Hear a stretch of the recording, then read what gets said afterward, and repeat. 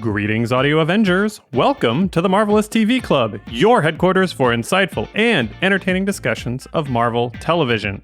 We are at the halfway mark of Moon Knight, and it's looking bleak for our heroes. Harrow is fake newsing his way to ultimate power and the death of millions, while Khonshu's stargazing has him locked up in a pocket-sized statue. Mark, Steven, a mystery person, and Layla are in a hot mess of relationship/not relationship, though Steven seems to be winning the romance race, perhaps? And that's just the tip of the Moonblade.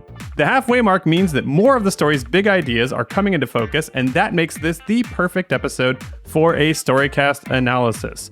We'll break down the theme of this episode, other works of art that relate to the theme and influence it, and discuss a bit about archetypes, narrative, and next episodes. I'm your multi-hyphenate host, producer, editor, social media maven, and more, Marc Faletti, and as always, on a Storycast episode, I am joined by two stars that are never out of alignment. Hi, I'm Maeve Adams, professor of English at Manhattan College and director of their Digital Arts and Humanities program. And I'm Amanda Marcotte, senior politics writer at Salon.com. Now, y'all, we learn, of course, that they have to go back and fix the star map to, unlock the map to the tomb. But it was a stark reminder that all of the horoscopes that everyone talks about to this day are also completely out of whack. And I guess I have to know, does that bother either of you? I don't know if I've told you guys this, but I've had 3 students approach me since the beginning of the semester offering to do a star chart for me. Oh, dear. One of them asked me what time of day I was born, not like morning or night, but she's like, I need the exact hour and minute. And I was like, I felt bad. I was like, I'm not going to tell her I don't believe in astrology. But so, yeah, I mean, like, it doesn't surprise me at all that this idea that, our astrological signs are in fact a totally modern invention because the stars weren't in the same sort of space with respect to the Earth.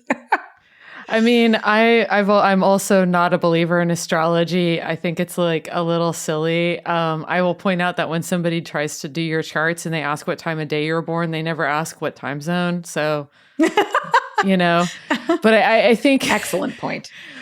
What's funny is when it was announced, when somebody actually redid the charts to show where you were, it was funny because I've always been told I was a Virgo, but it turns out I'm actually a Leo under the current configuration. Oh, wow. And then it gives me pause because one of the reasons I was always skeptical is I have nothing like a Virgo personality. But you do have a Leo personality. I'll be the first to sort of volunteer that. Leo's June? No, Leo is August? Leo's August right now, I think. Okay, August. Right. Okay. No, actually does. Well, perhaps there's something to it after all. There you have it, folks. Proving astrology real here on Storycast. Just kidding. Of course, none of you are surprised that our cast of skeptics here don't believe much in astrology, but it is a funny detail that this episode, could have touched on and didn't. And I just sort of thought, I wonder if they just don't want to piss off everyone who's into astrology. So if you're one of our listeners who is, sorry, you know what you're getting into with us, I guess. But what I don't think will offend anyone is our theme of the episode. So again, we're going to get into that first, then we'll get into some related works, then we'll get into some big questions about the details. All right, Maeve, you are up for this episode. What would you say is the primary theme of Moon Knight episode 3? I think it's the problem of blind faith. To what exactly? Well, to a whole bunch of things, like blind faith to a god, to an idea, to one's principles, to a nation. Yeah, so as wide as you could possibly cast that net, this episode casts that net. Obviously, the cultists are an example of blindness to a faith, but Totally. What would you say are like examples of blindness to ideology or nation or other ways that people can kind of thoughtlessly follow an authority or an idea? Yeah, I mean, I early on in the episode, we have the moment where Mark is commanded by Khonshu to hold the boy over the cliff, and we might think of that scene as a scene that's kind of playing out the blindness to faith, because the kid, of course, praise Ammit and cuts the whatever he's holding. Like a scarf, I think he's wearing a scarf. Right. And then he falls off the cliff and dies. But what's important to notice there is that it's not just this kid who's following Ammit. It's also Mark, who is he's not blindly following Khonshu, but he is following Khonshu and essentially just obeying his commandment. And, I don't know, maybe if anything, we get the impression from the whole episode that not just that, blind faith to a religion or even an ideology, because that Harrow's position is ideological. Like it's not just a faith, it's ideological. I mean, all faiths are fundamentally ideological or have ideological sort of moorings, but his position is one that is social and political and juridical, right? Like he's always sort of casting, judgment on people who then die or don't die. But gods are basically dicks in this episode, right? So Khonshu also blots out the sun because he wants to, make a point. And, it's this sort of like disregard for the consequences to individuals, the kind of sacrifices they have to make. Marc has to essentially sacrifice his relationship because the only way to sort of keep Layla from sort of out of harm's way is to essentially ditch her.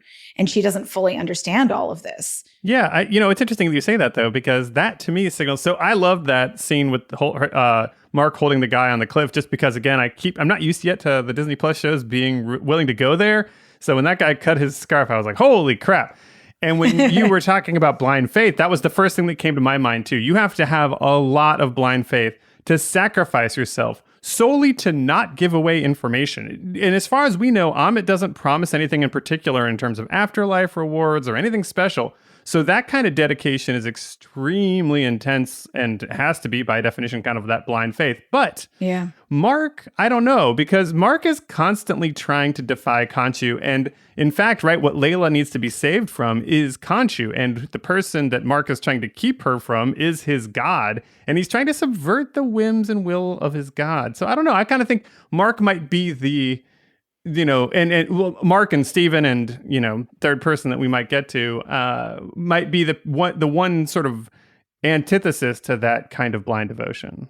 So you're right. Like that, it's not quite blind devotion to Khonshu, although he follows Khonshu's commandments. And you're right. There are all kinds of good reasons for that he's like just trying to figure out a way to kind of do the deal with Khonshu, right? Khonshu's supposed to let him go once he's taken care of this situation. But Marc calls him out on that. Not the blind faith to Khonshu, because I think you're right, it's not that, but he does have a kind of blind, if it's not faith, it's a kind of blind commitment to the power of violence. So he's kind of blindly faithful to an idea that violence is the answer. And there's that hilarious line that Marc delivers to Steven, which, if you've got a problem with the body count, I suggest you stop listening to that stupid pigeon, which is so good. It's just a perfect moment in my mind. I think whatever the specifics of Marc and Steven, I think that the fact that they're always arguing with each other and debating with each other is like kind of the counterpoint theme. Like blind faith is bad. What's the opposite of blind faith? It's healthy amount of skepticism, it's discourse, it's debate, it's ability to criticize and be criticized and to subject ideas to examination and critical thought, right? Yeah, and to have faith that your own reason can actually work out some of the complexity of the things that you might want to believe in. And Marc has a point of view and Steven has a point of view, and I think they're constantly debating each other symbolizes the way that you often work ideas out in your head, because often we are torn against ourselves and in fact, that's, I think people often experience that as a bad thing. It's, it's uncomfortable. It's called cognitive dissonance when it happens to a real person, right? But cognitive dissonance is really necessary in order to not fall into blind faith, because what causes people to fall into blind faith is trying to escape that cognitive dissonance, just damning and getting rid of any idea in their head that could conflict with their pre-existing notions. And I think nowadays we can see how dark that gets down to, the big lie and people denying that Trump lost the election. Like it can get very severe. Yeah, I mean, we live in a world that is uncomfortable with skepticism. It's a thing I say to my students. It's on my syllabus every semester. One of the things you're going to have to learn how to do is to get comfortable with being uncomfortable, because discomfort is the thing that our brains generate for us when we're not able to reconcile opposing viewpoints or multiple viewpoints, right? It's the skeptic stance that also makes us more thoughtful about the world, makes us less susceptible to being whammied by, not just sort of spiritual leaders, but also autocratic leaders, political leaders who are, there to tell us there's only one way of being in the world. And, everybody else, let's execute them or let's squash them or deprive them of political power. But I think you're exactly right. The skeptic stance is the one that emerges in that back and forth between Stephen and Marc. And one of the things that the episode does to help us understand why that skeptical stance is so important is that it dramatizes the difference between a kind of blind following of violence as the only answer against conscience. Because Stephen is always stepping in to say, Marc, that's not the right way to do this. Don't do that. Don't kill that guy. Don't slit his throat. Be better. Be more thoughtful. Take a beat and just decide whether or not you actually want to murder this person. And of course, there are consequences for Stephen. Yeah, Stephen's not exactly all right either, right? Like, sure. And that's the point. They I'm not both well. Well, they both have a point, a view when it comes to violence, and neither seems to be right or wrong. Yeah. The show lands very firmly on the side of it's complicated or possibly unknowable, which is an interesting place for a Disney TV show to be. Yeah, no, that's right, because I'm really intrigued by what Maeve is saying, that Marc's blind devotion is not to Khonshu, but to his methodology, and also arguably based on the scene we saw on the boat, to his sort of self-reliance, his dedication to that, lone man, alone, can't do anything, talk to anybody, share feelings. He's blindly dedicated to this, living in his little box. But also, to your point, Amanda, Stephen is maybe a little devoted to this idea that, hey, we can just all talk it out, guys. And then he gets immediately stabbed like 4 times all the way through the body. So that was amazing. The fact that he survived. I mean, I know he's surviving because Khonshu's allowing him to survive, but still. Yeah, the suit is, I think, doing like, Wolverine style super healing. But it did look a little painful, especially after Game of Thrones episodes that we're all used to, where that's it. That's the way a lot of people died, but not Stephen. Well, and what's funny is after Stephen gets kind of shamed for thinking he can handle this by talking it out, he immediately once again proves his worth, right? By being the guy who can figure out the star chart thing.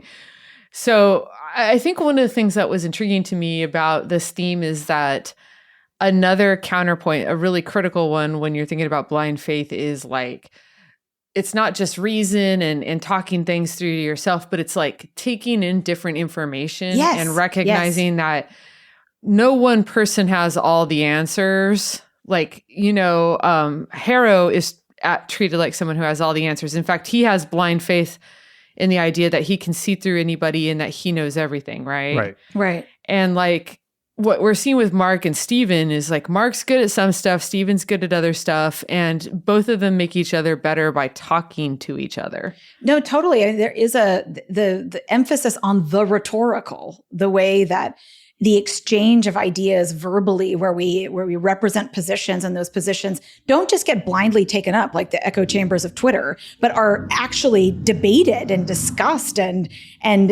fought over. That in between space, the space between positions, is the space where we have conscience. It's where we have pause. It's where we don't just kind of blindly follow whatever, in Marc's words, methodology, because I think that's exactly right. Like, this is like he's blindly faithful to a method because it's worked, and I'm going to keep hammering away at it, kind of literally, and hope, and assume that everything's going to be just fine. I mean, it seems to me like, especially in the context of this particular theme, there's an implicit critique of the idea that faith leads to salvation, right? That really here, it's conscience is going to save you, maybe not, spiritually, or maybe spiritually, but not in the way that we imagine, but it is going to save you. It's going to save your humanity, because that's what makes us human, that ability to debate something, including major ethical decisions and major moral decisions. I also think about what the gods were saying, in the trial, right? That they were like, well, humanity abandoned us. And I was thinking, they probably were looking for the very thing you're talking about, Mae, which is blind faith, right? Yeah. That is essentially was their demand of humanity. And when they didn't get it, or they stopped getting it rather, it became something where they just kind of checked out and stopped caring anymore. And that's a pretty raw deal for humanity. So I see why we gave up on that, but it does seem like the gods themselves are on the hunt for more blind faith. Well, they want it from Khonshu too. Oh, true. It was sort of strange about that. And I haven't thought about this much, although I've been kind of noodling around with the way that this show kind of overall thinks about polytheism. But the way that it's representing it here is actually as a kind of weird it's not exactly monotheism, but it's like monotheism in the sense that there's like a single mission that all the gods have to be in sort of, aligned on. And if they aren't, that they're going to stick him in stone, which I thought was like, that was probably my favorite part of the episode, that they don't stick him in stone like a freeze, right? Like, so his whole big body is in a freeze. They turn him into this tiny pocket-sized statue.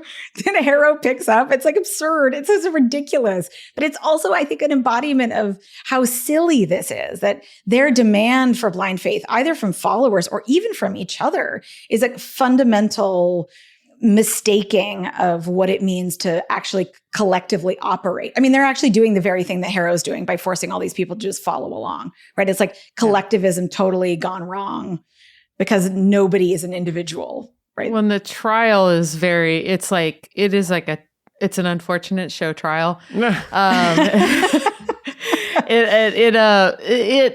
It was interesting because it wasn't about evidence and it wasn't about weighing people's testimony correctly, even though they wanted to hear from Marc. As soon as Marc said he had mental health problems, they dismissed him as a credible witness. Right. Yeah. Khonshu's testimony had no value to them. So it was basically a bunch of ad hominem, like in the classic sense of the term, not the way that people misuse it on Twitter, which is they judged to a certain degree, we all judge the credibility of a witness, but they didn't even ask for corroborating evidence.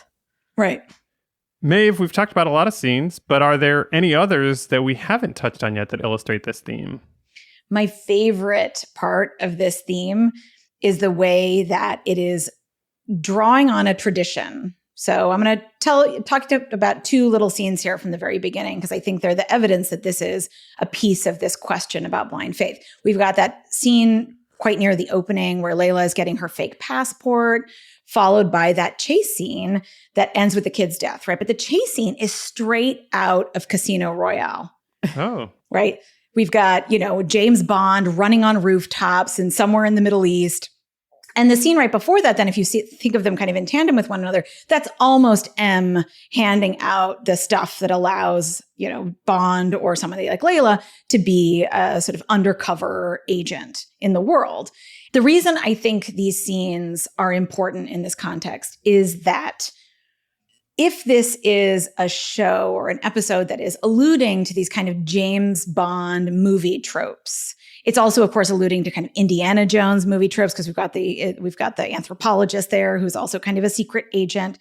The episode is also asking us to question the blind faith in things like nation and nationalism, because those types of narratives are also totally about blind faith. Right. And only the more recent ones where we've got a James Bond who's kind of skeptical about whether or not the state is actually doing the right thing when it's invading foreign countries and trying to sort of disrupt governments and disrupt sovereignty around the world. Right. There's this sort of Indiana Jones style and James Bond style. These narratives are all about the sort of primacy of the imperializing force that steps in and knows how things should be done. Mm-hmm. And this is not a show that is shoring up that conception. I mean, M is not, she's not some agent of the British state. She's obviously some weird underground lady who's just passing out passports. And it's a light hand. They have a very light hand with it, but this show definitely brings in the same thing Black Panther did, which is like the debate over who owns these treasures, these artifacts that have been taken by these imperialist colonizing forces. Like, how much of the ancient Egypt's treasure sits in European museums, and they want Totally. a lot of it back. And there's all these fights constantly going on in the world of museums. Yeah. Elgin marbles. Yeah, about repatriating this stuff. And so it's embedded in there, and I think they did a really good job of not being heavy-handed about it. Totally. Well, all right. Before we move on, though, it's time for me to talk to you about our sponsor, which is basically just my other big project, and that is Latchkey. Latchkey is both a physical store here in Philly and an online store for everyone. I call it a love letter to the 80s and 90s, which is to say that it curates the best and most interesting music from the era, along with some super fun collectibles and exclusive home goods inspired by our pop culture faves. We are now less than 2 weeks away from the live in-person preview opening here in Philly on April 23rd and 24th. And shortly right after that, the digital store is going to get a massive update at the same time of all of the merch, the big comprehensive online reveal of everything we got to carry. And I have to say, I'm extra excited about our line of exclusive soaps. We have a trio of organic bars that are inspired by 3 dancing classics, Flashdance, Footloose, and of course, Dirty Dancing. For example, our soap, What a Feeling, has this amazing aloe scent profile that will leave you as refreshed as Jennifer Beals felt after her iconic water dancing scene. If you want to stay on top of all of these exclusive limited time items and of course support the Marvelous TV Club, all we're asking you to do right now is to follow the store on Instagram at Shop Latchkey. That's SHOP Latchkey. You can see our brick and mortar coming to life, and that's been a blast. And again, just hit us up on Insta and you'll see these items as they go online, and you'll be the first to know when you can grab any of this stuff, or just take a look at it and see what you think. And of course, send me your feedback as you have it. Hang on. So the Dirty Dancing one? Yeah. Does it smell like watermelon? I actually will I carried a watermelon at some point. I'm not ready to do that one yet. The Dirty Dancing one is called The Lift, and it's got like a sort of like linen-y scent, but it's, it's like a mountain air, we went for kind of like mountain air with like your fresh sheets in the breeze. Yeah. So that. It's got that. That. It's really nice. And then the Footloose one is kick off your Sunday shoes, and that's got sort of like a more vibrant, fruity scent to it. I do love a bar soap. Yeah, they're nice. I'm pretty excited about how that came together. But back to the show, which is Moon Knight, and of course on our theme of blind faith, it's time now to talk about works that relate to that, may or may not have influenced this, and see where that conversation takes us. Amanda, you are up. Please talk to us about another prominent work of art or literature that also utilizes the theme or idea of blind faith. This is like a very cool topic because I think there's a long tradition in Western literature and narrative about skepticism piercing through blind faith. Some of the like great classics, The Lottery by Shirley Jackson, I think is a story so many of us have read, and it's about a bunch of people who do this barbaric ritual just strictly out of blind faith. It's like classic scapegoating, mob mentality. Critique. When was that book written? 1948. So you can kind of imagine what kind of groupthink she was thinking about when she wrote that story, which is why it surprises me. It actually got a fairly negative reaction at the time, even though it's now considered a classic, which surprises me because you would think that back then people were still in the thinking about how blind faith to ideology, a flag could lead to like the horrors like the Holocaust, right? But maybe there's a lesson in how quickly people want to move on. I mean, apparently like people canceled their New Yorker subscriptions in droves. That was actually kind of a subscription crisis for the New Yorker because people were like, I'm not going to subscribe to a magazine that has stories like this one. I mean, it's pretty horrifying. It's a pretty horrifying story. Why? What makes it horrifying? I haven't read it, so this is all new to me. Oh, yeah. I mean, you don't know the story? It's supposed to be a little American village of about 300 people that has a tradition every year of killing one of their members by lottery. Got it. So like Midsummer basically did this, it sounds like, borrowed from this. Yeah. Okay. It's been ripped off a lot. Yeah. All of Shirley Jackson's stories, almost, I guess all of them, I would say all of them, are set in a Northeast town, which is not exactly what we would expect from a story about a mob mentality, sort of collectivism gone wrong. We would think of that, at least, you might imagine as being something that's not sort of like part of the kind of what we imagine to be the kind of educated elite. But that's what Shirley Jackson is like, essentially like coming right at that's where blind faith is. That's a really good point, because I think one of the things that's really interesting about this story and the reaction to it at the time is that the reaction to it, from what you're telling me, feels like it proves the point she was making. Yeah. Which is that, and proves the point that you were making, which is, on one hand, you read the story and like what they're doing is so primitive seeming, and it seems very old-fashioned. It's the sort of thing that Westerners try to project onto what they consider primitive people, right? Especially well-educated Northeastern liberals. Mm-hmm. Yeah. She'd said it in Alabama. I think people would have probably been less mad about it. Right. Or the readers, at least of the New Yorker, would be like, okay, sure. Yeah, but perversely, having it put on them proves the point, which is that they have a tribalistic insistence that their identity, their way of looking at the world is they're impervious to blind faith. They're impervious to this kind of this thinking of this kind of inability to think about who they are, their traditions, why they do what they do. They're just, and the proof in the pudding is that they cannot accept even the slightest satirical criticism of their people.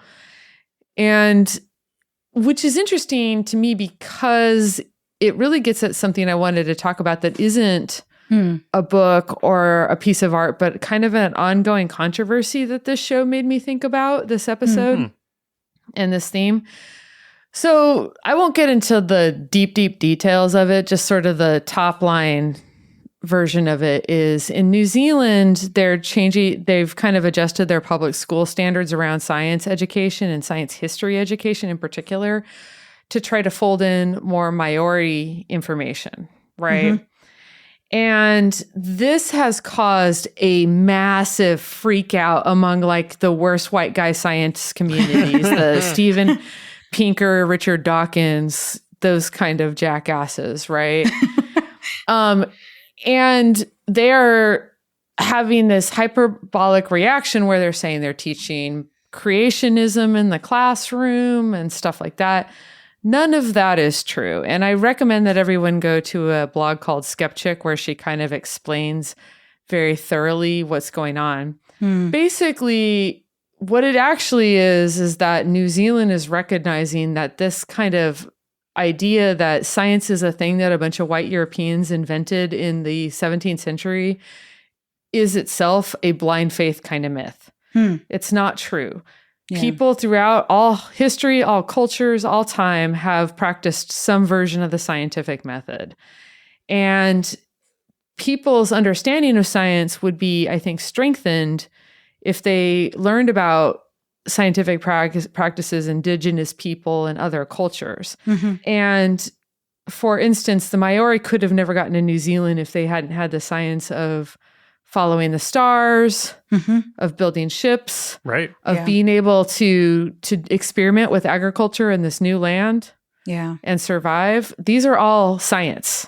Yeah. I mean, it makes sense also that we're in Egypt in this story because the Islamic world invented things like cartography and algebra and astronomy, not astrology, astronomy, right? Invented these sciences so that without the Islamic world, we wouldn't have these ideas or the ways of understanding the world. And yet we imagine, and this is, of course, a convenient lie that colonialism invented to try to draw a distinction between the modern West and the ancient East, a way of kind of justifying the massive distinction that allowed for Britain and France and Spain and Italy and then eventually America to say, oh, well, we must come in and sort of civilize you, offer you the benefits of modernity, which are essentially the benefits of science. But it's a fiction. It's even a fiction in Britain itself. Right. So Max Weber says in the 19th century that the Enlightenment ushered in a divide between faith and science. But he also is not I mean, he's smart about this stuff, but he's also not telling the truth, because Enlightenment scientists believed deeply in God, believed that their mission was also a spiritual one. Isaac Newton 100% believed in God. He wasn't being like, well, I'm just going to do the science thing on the side. And yes, I'll go to church on Sundays and make sure I'm there for high holidays. But, really science is my jam, right? Like, it's not until the 19th century that this division starts emerging. And it's emerging in part, not entirely, but in part to service the colonial mission and the colonial ideology, yet another thing that people are blindly faithful to. The thing that's cool about this is that I think teaching kids about things like vaccines were originally invented by Africans, and Westerners only learned about them because they enslaved some of them. Yeah. That's a fact. There's a history there. That, again, as they bring up in this episode, cartography by the stars is an Islamic invention, and was also invented by indigenous people independently around the world. But I think one of the things that you can kind of, when kids, the white guy European model, that's the only legit science, actually ends up making science less scientific, because it makes it feel like it's this authority from on high, as opposed to something you, ordinary person, have the capacity to do. And we know that anybody can do it, that it's not just this like received wisdom from the gods. Yeah. Because all people of all time have been able to experiment and figure shit out.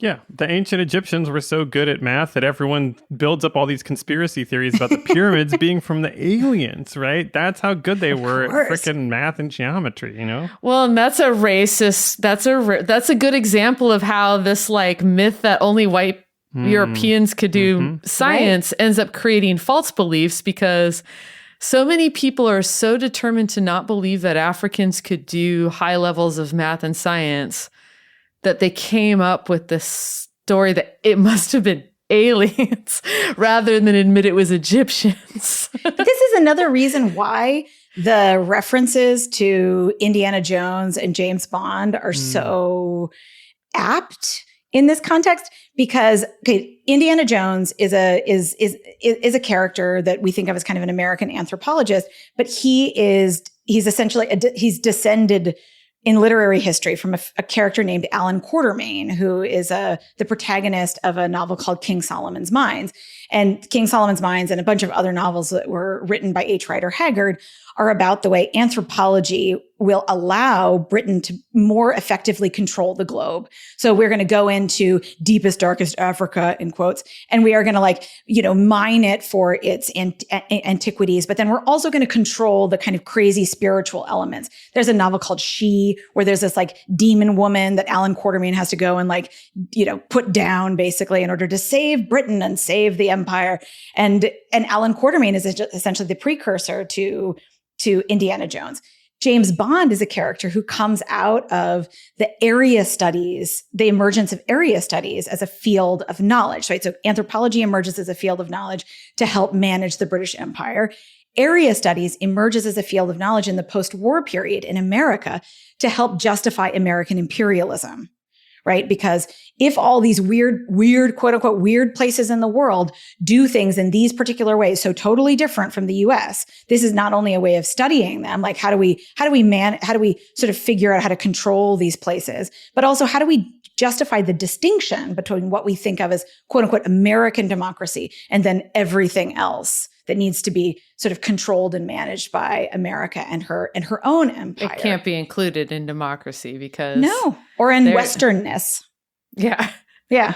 It really is one of the what's important to understand is these kinds of inclusive discussions are actually perpetuating the values that these kind of Enlightenment values that people say they espouse.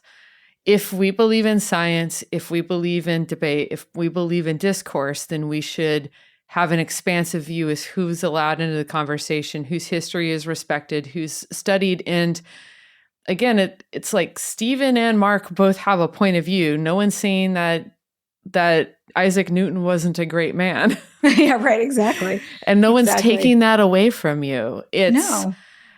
We all should have a opportunity to participate in these discussions and we will all be better for it. Yeah. And I think that the show is really brilliant, has such a light hand with this theme and it's good because I think if it's heavy-handed, it would cause people to react negatively to it. Totally. But because it's light-handed, the whole last scene, you have like this ancient god, this knowledge from human beings, ancient people, this scientific knowledge from ancient people, and then you have a person with a computer, and the three of them come together to come up with the solution to the problem. You have to have all three of those elements in there, or the solution doesn't work. And so I think there's a message in that the show in that, which is like, give all different kinds of knowledge a chance. You may decide that they're wrong or right, but you should at least give them a listen. Yeah. And include them, and also think about them as part of the traditions that generate these modes of knowledge. I mean, you're exactly right. What happens in that final scene is a collaboration between distinctive modes of knowledge making, right? It's not the bro white dude anthropologist or the bro white dude area studies guy who steps in and sort of manages the world for us and makes it safe and makes it reasonable and makes it rational under the terms of Western imperial authority and autocracy. And instead, it's a sort of collaborative mode where we try to work together and make sense of what each of us has to bring to the table. And it's not anti-technological either. This is not some like dumbed down, Black Mirror episode. Sorry, all Black Mirror episodes are dumbed down. They're the worst. So it's not anti-technology. It's also not anti-modernity. The computer does the calculations fast enough that it saves Stephen's life, right? Exactly. Sure. Whereas ancient people would have had to like whip out their abacus and like, it's definitely not saying forward progress isn't possible. It's just, it's less possible if we just abandon huge swaths of our past because we decided that the people that came up with that knowledge don't deserve to be included in our history. Yeah. All right. Well, let's move into a discussion of some other details, story-based details of the episode, our third and final section of the episode. Amanda, it is safe to say that there's some debate over whether Moon Knight is actually horror, right? The marketing really promised us that. Some of those trailers really played it up. But it's not really that gross or that scary that often. Like, what do you think about that? Does this qualify as horror or no? I'm so excited about this debate because it really touches on something that I really hate about what modern, like, Hollywood horror movies have done to the genre that I love. Like, movies like Saw and stuff, like, have created this sense that horror is about grossing people out and just making them uncomfortable without actually asking hard questions or exploring hard ideas. Whereas, in my opinion, true horror comes from exploring the uncanny, the unseen, and the uncomfortable. It's a genre that allows us to look at the parts of life that we don't talk about and to kind of muck around in them. Yeah. So a lot of the greatest horror films of all time are not that scary and not that gross. Like Rosemary's Baby and The Stepford Wives are like two of my favorite horror films. Not gross, not that scary. But they are unsettling and uncanny. Yeah. I mean, so much of Hitchcock, which we think of as horror or we classify as horror, doesn't do anything that modern Hollywood horror movies do. And I'm not saying I don't enjoy some of them. And I think the films of John Carpenter are excellent, but they're also doing something different from what you're talking about, right? They're not just leaning into gore without a meaningful, thoughtful set of questions behind it that, where we're thinking about, what makes modern suburban life unsettling, right? That's what the Halloween movies do, is like, what makes this unsettling for us? Which is in the tradition of the best horror, whether it's film or literature. I mean, it goes back to Shirley Jackson. I mean, Shirley Jackson is obsessed with what is the horror of everyday life. Yeah, The Haunting of Hill House is one of the scariest stories of all time. Yeah. No gore, no violence. Mm-hmm. Totally. The scares are actually few and far between, but what's unsettling about that book is it's about mental illness, which was something she grappled with her whole life. Yeah. And how there's a convergence between the way that we don't take mentally ill people seriously and the way we don't take women seriously, and what happens when the two come together. And like, those are the kinds of story I'm getting goosebumps thinking about how scary that story is, because to me, that's the best horror. It's the kind that is like the very thing that's so hard to talk about, you put right there in front of you. And I think, first of all, this show, I don't know if I'd classify it as horror or not, but I think it's unfair to just dismiss that, because they use a lot of like the best parts of horror, like the thing unseen is scarier than the thing seen. Sure. Totally. Like they definitely have entire action sequences that are completely off screen, because what your mind will come up with is scarier than what they could ever film. Yeah, and that the monster inside is perhaps the scariest monster of all. Yeah, there's nothing like body horror and like identity horror are like some of this. Like, again, the Stepford Wives is like, what if your body was just evacuated and taken over by somebody else? And that's very much built into this story as well. So is it horror? I think just like most Marvel products, it's an action superhero story that borrows elements of another genre. But I see that DNA throughout this show, which is they're very much trying to think about a lot of the themes that are really important in horror, which is like what we consider primeval, like Cthulhu stories, right? Yeah. Why that unsettles us, like the interior, like mental health, and how it can be this third rail that no one wants to touch, and it becomes very scary, things like that. So I think that insofar as this show is dealing with themes that are darker and harder to talk about than most Marvel shows, I think it very much owes a lot to the horror genre. This is also a trend in horror films recently. I've been doing this collaborative research project with a group of students on the top horror films of 2019, 2020, and 2021, trying to think about what were the horror movies that were popular while we were all experiencing a global horror. And one of the things that fascinates me, one thing is kind of obvious. Like, if you look at, this is a data collection project. So we were visualizing data about these films, like including things like, what's the monster in all of these films? What are the subgenres of these films? Like, how do they represent queer people or women or people of color? And one of the things that we all found kind of striking is that not only do we have more monsters that are groups of people, right? Like cults, which I guess would make a certain amount of sense because we're concerned about crowds. We're concerned about not just individuals or families, but these sort of menacing groups. But that the dominant subgenre of horror films was psychological and paranormal. And paranormal, not in the sense of like, there's like not even like a Cthulhu monster, but more like the ghost in the haunting that happens from inside yourself, right? Like, so like, you know, a movie about a dictator or a military general in the film La Llorona, which is a Guatemalan film, where, you know, we've got this guy who's being haunted by the idea that he participated in a genocide.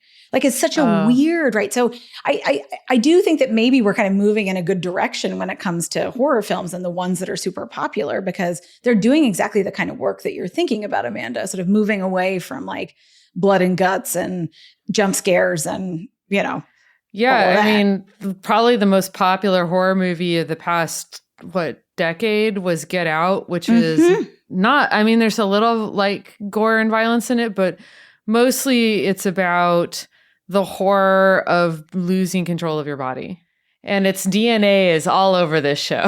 And Jordan Peele's favorite movie is Rosemary's Baby. And if you watch Rosemary's Baby next to Get Out, as I do in so many classes with students, there are scenes that are directly taken out of Rosemary's Baby and then transformed for the context of Get Out. And you're exactly right? Like that movie is not, even the violent scenes they're not the thing that makes that movie terrifying. Yeah. It's the loss of autonomy. And I think you're right that and racism.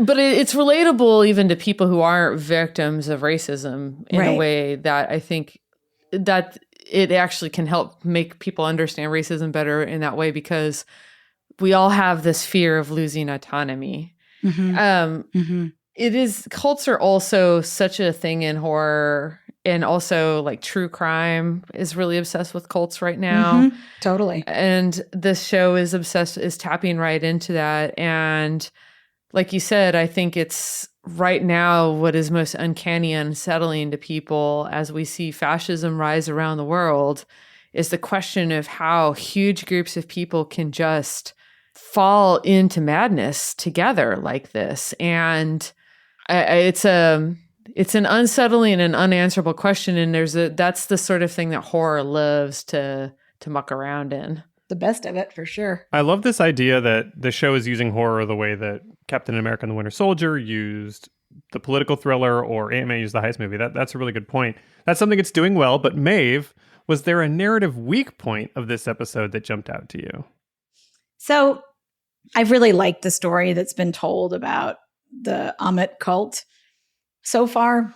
But I think Harrow is becoming an increasingly weaker character as the show goes on. He's becoming increasingly one-dimensional. And it may be just that he's not the center of this episode. And maybe, in further episodes, we're going to get more of a kind of a sense of what motivates him. Because, Marc also is not a character who's motivated by it's complicated, but it's the motivations are fairly straightforward with Marc. Yeah. But they're not uncomplicated. They're not simple. They're not one-dimensional. Harrow has become kind of one-dimensional in this episode. And I think that's been sort of evolving over time. So I'm a little disappointed in that. I will say that Layla has become she was by far the most interesting character in this particular episode. Totally. In part because she was the least disjointed. Like Marc, it was the reverse where Marc's struggling with Steven and like you said, his motivations are somewhat obscured besides must protect Layla, Yeah. Right. Totally. Whereas she actually turned out to be a person who has huge amounts of layers to what she does, why she does what she does. You can see why she was into Marc. You can see why she's ambivalent about that. You can see that what archaeology means to her, what family means to her. I think there was a lot going on with her.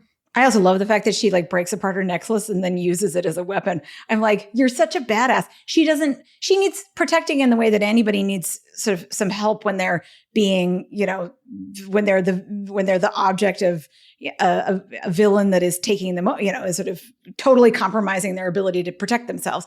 But she's not incapable of protecting herself. Like Marc's vision of her is, he doesn't think of her as a damsel in distress exactly, but there is this kind of delicacy with which he handles her, which is clearly unwarranted given how much of a badass she is. It definitely mirrors to some of the themes of Egypt and in America, she's like Egyptian. Imperialist colonizers being She's protective. American, and the way they're kind of playing with these ideas. But the fact is, in the first episode, she was basically a voice on the phone, and now she's one of the most well-realized characters on the show. So I have a lot of faith in It's okay the to have show some that faith, just not blind faith. yeah, they've already set up Harrow to not be the classic cult leader who's just a megalomaniac, right? Totally. So totally. I have hope and faith and all those things that they're going to let him just sort of be backgrounded for this episode. And then we're going to find out because my big question around him is how did he end up being Khonshu's avatar? Right. Yeah. How did that come to pass? It's funny because remember my weak point from last week, or excuse me, last Storycast episode 2 weeks ago was that I didn't like the representation of female characters in the show, including Layla. But I think there's something to say about the way that this show uses a weak point as, in fact, a strength. So one of the things I actually like about the fact that Harrow is kind of a weak character, or he seems kind of a weak character right now, is that it speaks to, I think, a weird strength of this episode that we've got a white guy who is the big bad. And then we have like a multiplicity of Middle Eastern characters who in the standard, the kind of traditional modern spy genre are the kind of go-to baddies, right? Like used to be the Nazis, right? With, sort of, mid 20th century area studies, anthropology stories, right? Where we've got the baddies, right? The baddie Nazis. And then in the modern era, it's become, the Middle Eastern, terror, right? But what's striking about the way that we've got Mogart, right? Who is our one kind of, he's not a good guy. Like he's a bad guy, but his evil is not because he's different from the West. It's because he's imitating it. What do you mean? So when we come into his sort of property and he's got this sort of golden pyramid under which, it's a metal pyramid under which he's collected all of these little artifacts. The first thing I thought, I want to see if y'all can guess, right? Where do we see a metal pyramid housing antiquities in the world? The Louvre. Yes, right? And what is the Louvre? To go back to your point, Amanda, earlier, right? To go back to your point earlier, where else do we see the spoils of empire except in museums like the Louvre, right? So his evil is hoarding the world's cultural riches for himself in exactly the way that Europe still hoards its imperial plunder. He, however, is Egyptian, and he says that he's taking it back for his people. One of the things I think that this episode proved is I think when people see like marketing announcements that they're going to make Moon Knight, but because it's Egyptian, they're going to make sure that the staff is heavily representative of people of Arabic descent. Ideally, not too many generations removed either. Is that there's a tendency, I think, in a lot of circles to be like, that's wokeism, it's tokenism, it's not that relevant. But what we see in this episode is when you actually commit to diversity, if you actually commit to having more than one character of a certain ethnic or racial background, you can do a more interesting story because you have Mogart and you have Layla. So you have two Egyptian characters who are very interested in antiquities, who are kind of fighting each other and debating it. So we get actually a representation of the fact that there is a diversity of thought within this culture. So it's so important to not write off diversity as just box checking. It's actually about telling a deeper, more interesting story. Well, and his evil is unique to him, right? If we want to think of it as evil, right? He's not a good guy. He's not evil exactly, but he's not a good person. And to your point, the scene that directly precedes us going to his compound where he's got his weird pyramids sitting on his property is the scene in the boat where we have a party happening. And Mark says to Layla, the last time I heard the kind of ululating singing was at our wedding. So these are people having a wonderful time. They're, celebrating happiness and community and blah, blah, blah, right? All the good things, right? So we have a juxtaposition of distinctive identities within this space.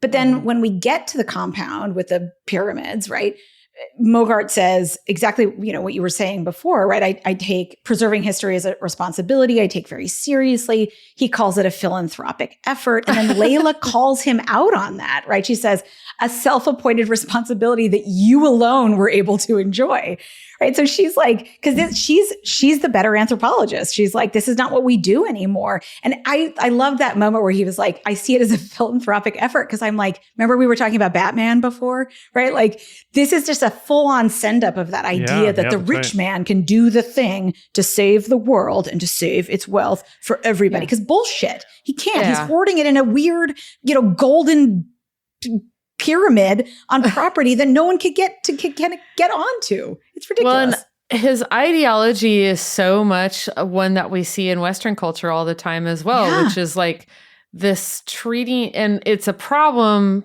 I think, right now in our culture of like a lot of men who have and women too, who have that mentality of like tradition and culture is to be preserved in amber and set away and unchanging. Whereas the people on the Nile and the boat were, I think, a fun little play on the fact that Egypt is its past, its present, and its future. Yeah, like the rest of us. Yeah, it is a continuous culture that is evolving and changing without having to let go of its past.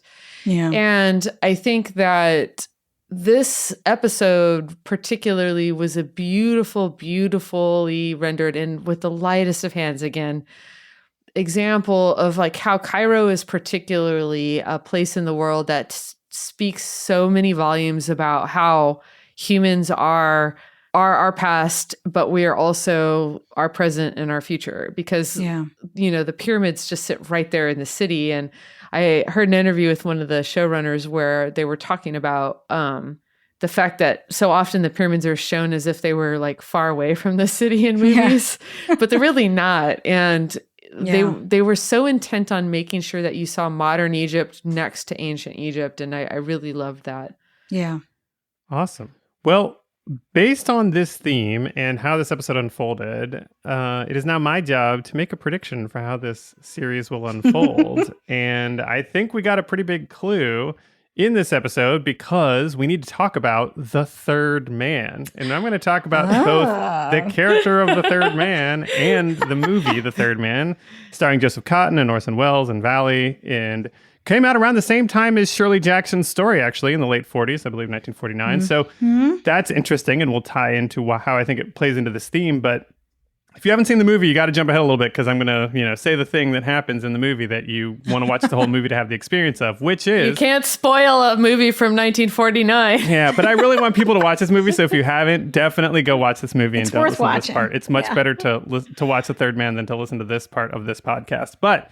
right, when Orson Welles reveals himself, when Harry Lime steps out of the shadows with his little hat, we learn that a lot of what we thought had happened in the series had actually, or in the movie, had happened a little bit differently. And, Harry had actually not been dead. And that meant so many things were different upon reflection. And I think when we get the reveal of this third personality, we will see that some of the stuff that we have attributed to either Stephen or to Mark has actually been the third man.